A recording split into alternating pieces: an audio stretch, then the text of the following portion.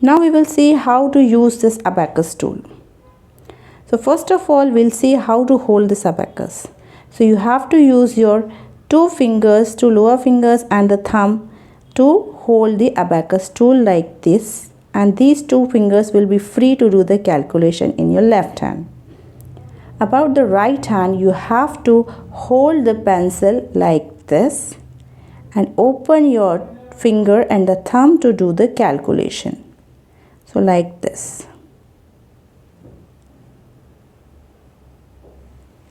First of all, we will learn how to clear the abacus. Clear means the zero position, that there is no value on the abacus tool. So with your right hand, you have to make a pinch and you have to drag over this middle bar like this. So all the beads are taken their position. Upper beads went to the upper portion, lower beads went to the lower portion. This is called the zero condition or no value on the abacus tool.